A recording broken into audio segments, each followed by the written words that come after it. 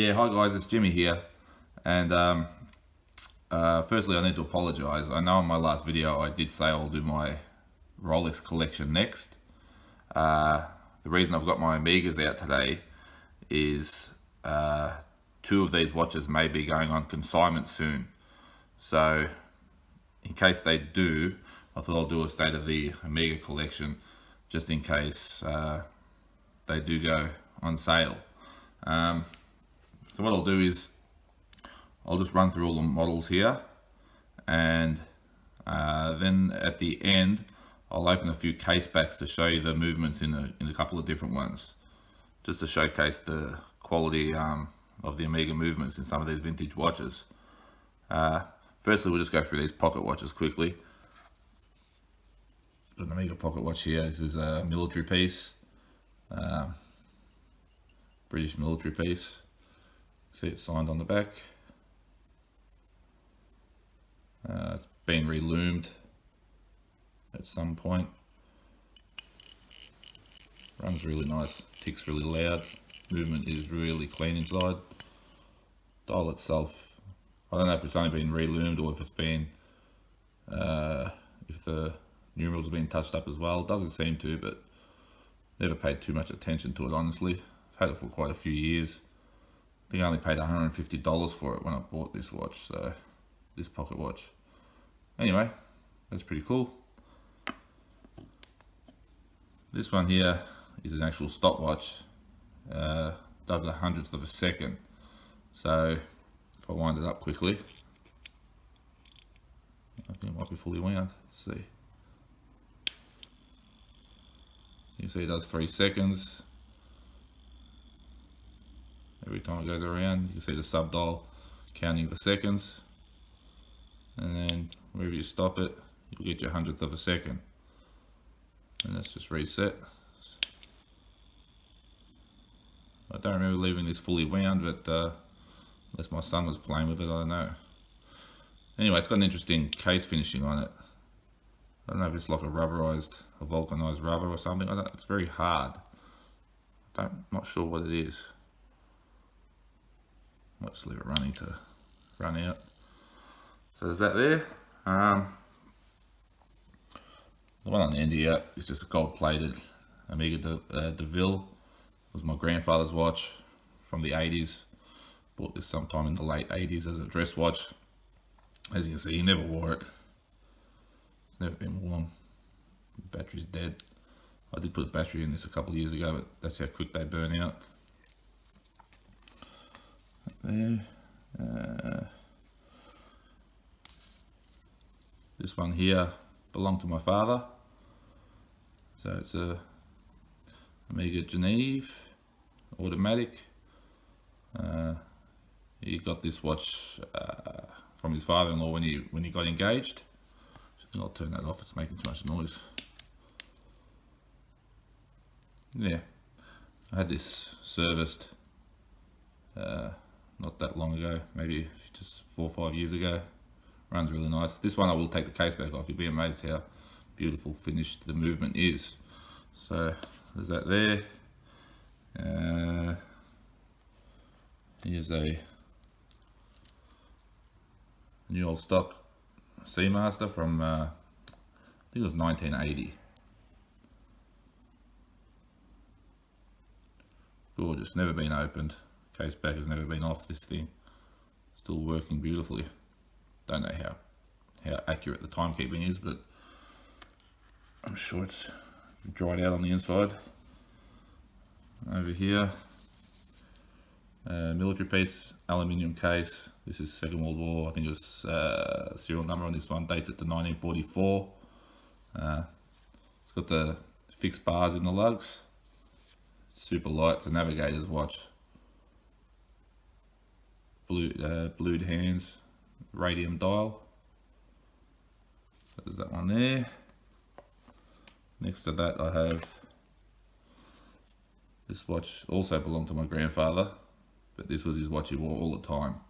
So it's circa 1950s. It's got these beautiful Art Deco lugs, ribbed sides to the case. Dial has survived quite well.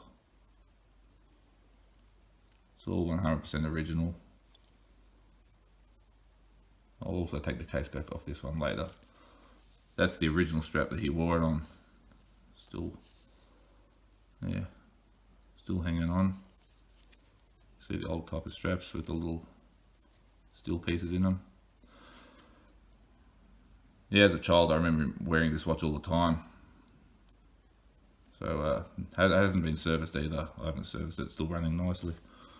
Not that I wear it, but then we go to the automatic Speedmaster in this unique TV style case. I really enjoy wearing this watch. I think the shape of it just reminds me of the Patek Philippe Nautilus. It's got that kind of Nautilus shape. Quite interesting. This is the one that was this was sold in Mexico. It's got the Mexican bracelet on it.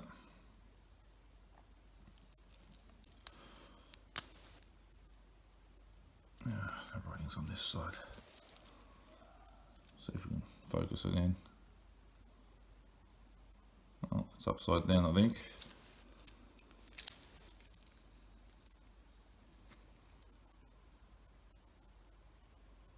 Yeah, you can see it up the top there. Mexico. So it's a bit of an oddball one, but I really enjoy it.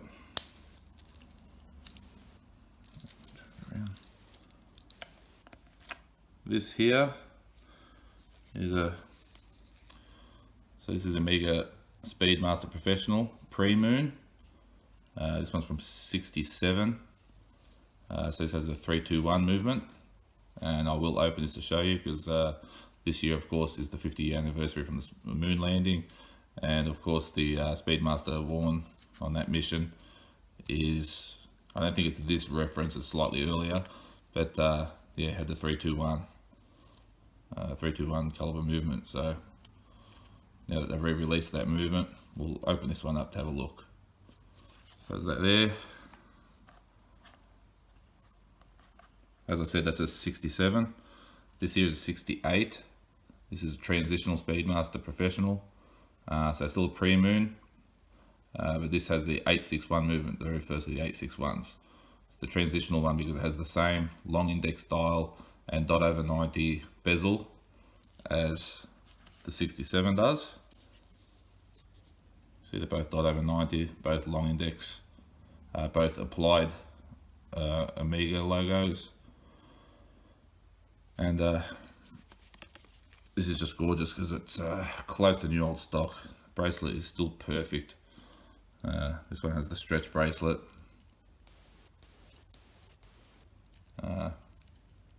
See, the clasp is excellent condition.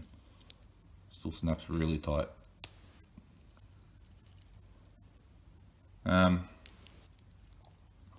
Yeah, I love these flat link bracelets, so flat. Yeah.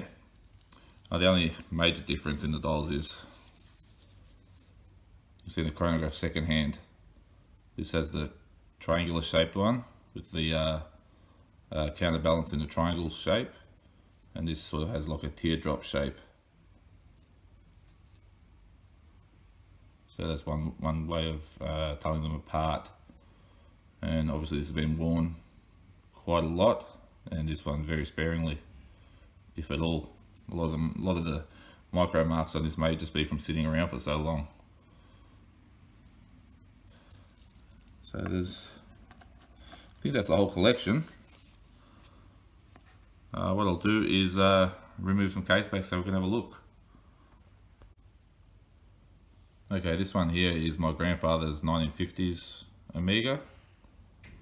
I have not had this service, so the movement is very clean for something that may not have been serviced in maybe the last 30 odd years.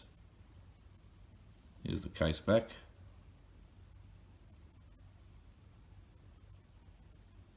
You can see a service mark in there. I think it's only had one.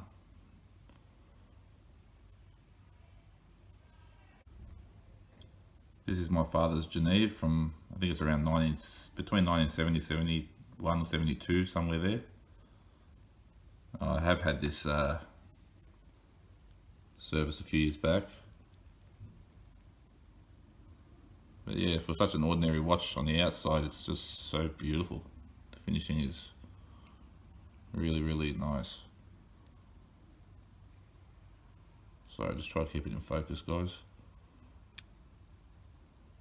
You can see the swan neck adjuster on the balance. Yeah, beautiful finishing on the bridges. Case back on this one. Yeah, it must have been 3 years ago. I think that's 2016 I had it serviced.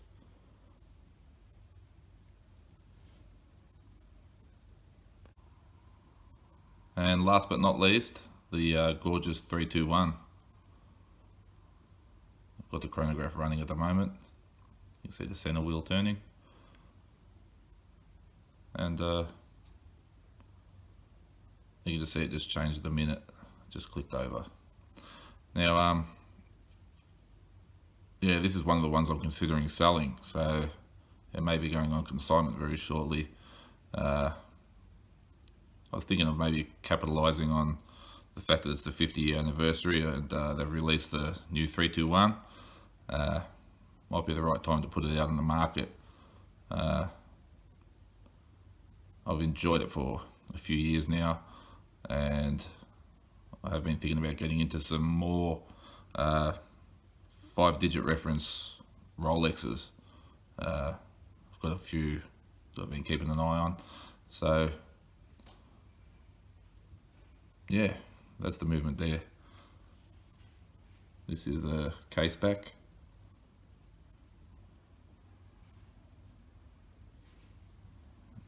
Can't see which way to focus. There we are. There's the reference. And down on the book here, by the way, I've got my Moonwatch only book. You can see that that's the dust cover for the movement. So that goes on top of the movement first, and then your case back comes down on top of that. So that's my Omega collection as it stands right now. Like I said, I'll be looking at perhaps putting this one up for consignment, and perhaps my other Speedy as well. So we'll see how things go.